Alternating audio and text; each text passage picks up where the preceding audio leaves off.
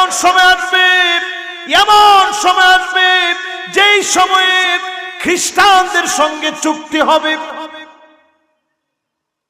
এটা শোনার পরে আপনারা আজকে উঠছেন। আমি নিজের চোখে তখন ওই দেশে ছিলাম, উজবেকিস্তানে, যখন চুক্তি হয়েছে। নবীজি বলেন এমন সময় আসবে খ্রিস্টানদের সঙ্গে চুক্তি হয়ে যাবে। উজবেকিস্তানে তখন আমি ছিলাম। রাশিয়ার অর্থোডক্স খ্রিস্টানদের সঙ্গে তুরস্ক এখানে আসছে, তুর্কমেনিস্তান, কিরগিজস্তান, তারপরে উজবেকিস্তান, আশেপাশের সব দেশ মিলে একটা চুক্তি হয়েছে। আমি তখন ওই উজবেকিস্তানে ঘুরতে গেছি। হঠাৎ করে একদিন দেখি হোটেল থেকে বলতেছে একজনও বাইরে বের হওয়া যাবে না। কি ঘটনা? বলছে আজকে একটা বড় ধরনের অনুষ্ঠান আছে, সেমিনার হবে, এই জন্য একজন নাগরিকও বের হতে পারবে না। আর তোমরা তো টুরিস্ট, তোমরা বের হতে পারবাই না। ওই সময় চুক্তি হয়েছে। আল্লাহর হাবিব বলেন বেশি দিন চুক্তি টিকবে না। ফায়াকদিরুন, চুক্তি ভঙ্গ হয়ে যাবে। সারা দুনিয়ার ভিতরে মালহামা, বড় ধরনের একটা যুদ্ধ হবে। 1/3 মারা যাবে। অন্য হাদিসের ভিতরে আসছে 100-র ভিতরে 99 জন মারা যাবে, একজন মাত্র বাঁচবে। স্বর্ণের জন্য লড়াই হবে। এমনকি ফোরাতের ভিতর থেকে স্বর্ণের খনি বের হবে।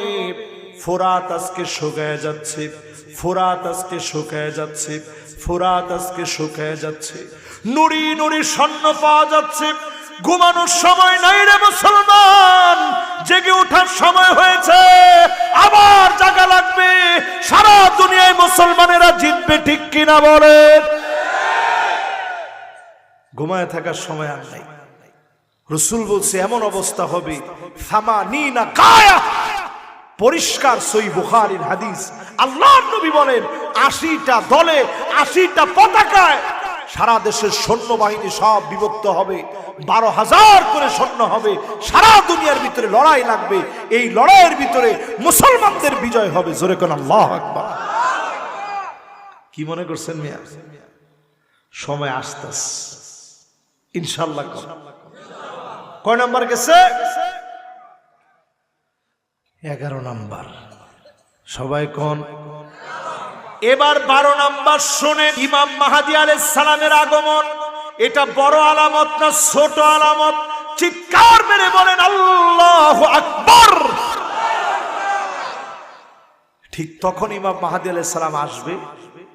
সারা দুনিয়া যখন রক্তে জর্জরিত হয়ে যাবে, আর কি বাকি আছে আপনি বলেন? এ যা যা বললাম সব তো পুরোপুরি হয়ে গেছে। হয়ে গেছে না ভাই? অল্প কয়েকটা আলামত শুধু এখনো বাকি আছে। একটু আমার দিকে তাকায় তাকায় চিন্তা করেন। অল্প কয়েকটা আলামত, সব চলে আসছে, শুধু বাকি আছে অল্প কয়েকটা আলামত। এর মধ্যে একটা আলামত হচ্ছে এমন, আল্লাহর হাবিব বলেন এমন সময় আসবে যেই সময়ে নিজের জুতাগুলা কথা বলবে। এটা এখনো আসলে আসেনি, কিন্তু আসাটা কি খুব কঠিন? ধর্মে এটা কঠিন। এই যে গড়ি কথা কয়, আপনি জানেন? আমার হাতের গড়ি কথা কয়। কার কার স্মার্ট ওয়াচ আছে দেখি? ইয়ংদের তো থাকার কথা। স্মার্ট ওয়াচ কার কার আছে? না, এটা থাকলে গুণা নাই, অসুবিধা নেই। এই যে আছে দেখছেন, দেখছেন এই যে গড়ি সবটি কথা কয়। জুতার ফিতা কথা বলবে, এটা কি খুব অস্বাভাবিক বিষয়? এই ফিতা যদি কথা কইতে পারে, আপনি এটার মধ্যে মোবাইলের সব দিয়ে রাখবেন, আপনি কথা কইবেন এনো বইয়া। ধরেন আপনার এখন ফোন দিছে, আপনি ওয়াচ করতেছেন, এটাতে রিসিভ করলে ডিস্টার্ব হইব। আস্তে করে এটার মধ্যে রিসিভ করে আপনি থুয়ে দিলেন, হেলা বয়ে বয়ে ওয়াচ শুনবো। তো এটা তো কথা কওয়া শুরু করছে, ঠিক না? শুধু কয়েকটা আলামত ছাড়া সব চলে আসছে। আল্লাহ নবী যা বলছেন, তাকসুরুন নিসা, এত পরিমাণ মহিলা হবে, হাত্তা ইয়াকুনা লি50 ইমরাতিন কাইয়িমুন ওয়াহিদ, একজন পুরুষ 50 জন মহিলার সঙ্গে 50 জন মহিলা একজন পুরুষের পিছনে ছুটবে।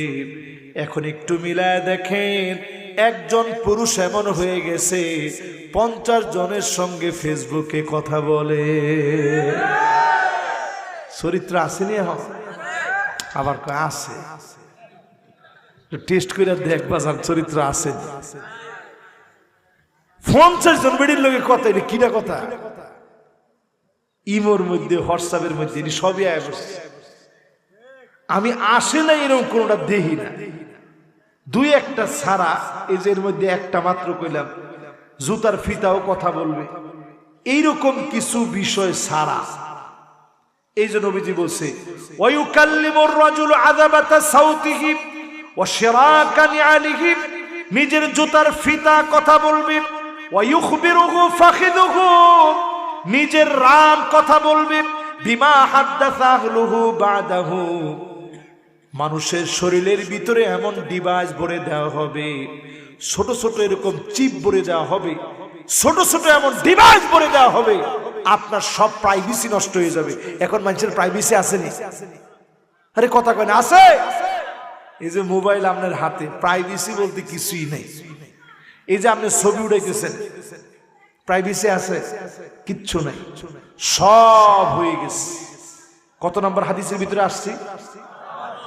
ইমাম মাহদী আলাইহিস সালাম আসবে ঠিক ওই সময়ে, যেই সময়ে সারা দুনিয়া কাঁদবে, হায় হায় করে আফসোস করবে, সবাই মনে করবে যুগ জামানা পাল্টে দিতে চাই না অনেকজন, এক মানুষই আনতে পারে জাতির জাগরণ।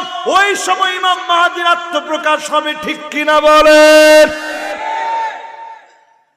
এবার 13 নাম্বার শুনেন। 13 নাম্বার, ইমাম মাহদী আলাইহিস সালামকে চিনবেন কেমনে? নাক হবে খারাপ, জোরে কর, নাক কেমন? কপাল হবে প্রশস্ত, বড় কপালওয়ালা। পাকিস্তানে একজন মোহাম্মদ কাসেম, এর চুলটা দেখবেন একটু এখান থেকে উঠছে।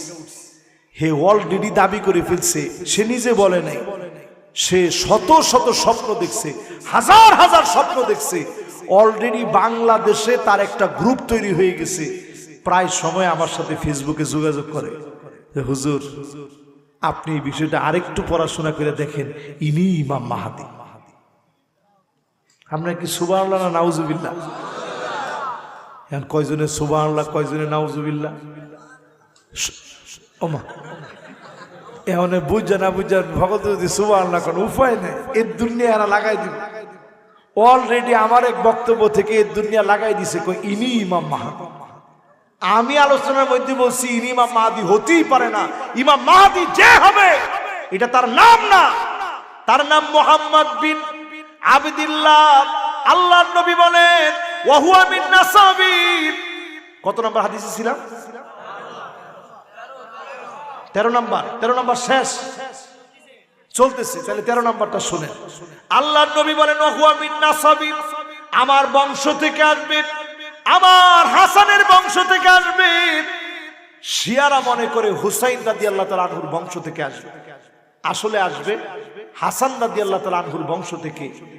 ফাতেমা রাদিয়াল্লাহু তাআলা আনহার বংশ হয়ে নবীজির বংশ থেকে তিনি পৃথিবীতে আসবে। জোরে করে আল্লাহু আকবার।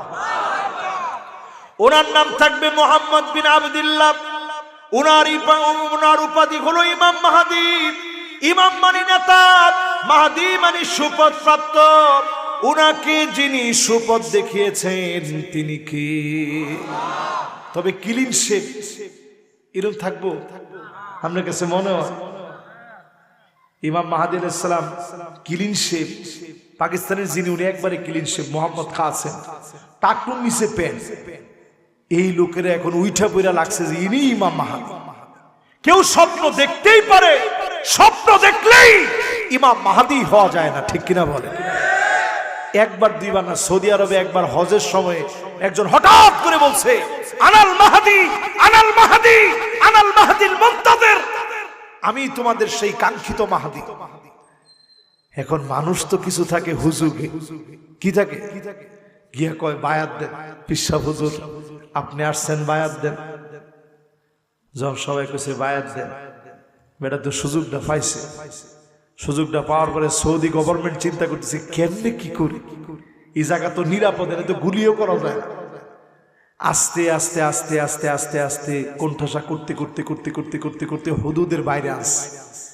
কাবার সীমানার যখন বাইরে আনছে, ওখানে প্রথমে গ্যাস মারছে। গ্যাস মারছে পরেই তো যেই লোক মাহাদি দাবি করছে গ্যাসে অর্ধেক শেষ। গ্যাসে যখন শেষ হয়েছে তখন একটু দৌড় মারছে। দৌড় মারতে দেরি আর গুলি করতে দেরি নাই। টাস টাস করে যখন গুলি করছে সাথে সাথে পুড়ে গেছে। কিন্তু ইমাম মাহাদি এমন হবে, গুলি করা হবে, যেই লোক গুলি করবে মাটি তাকে টান মেরে গিলে ফেলবে। জোরে বলেন আল্লাহু আকবার। এই মুসলমানদের খেলা শুরু হয়ে যাবে। গুলি করবে বুকে, টান মেরে মাটি গিলে ফেলবে। জোরে করেন আল্লাহু আকবার।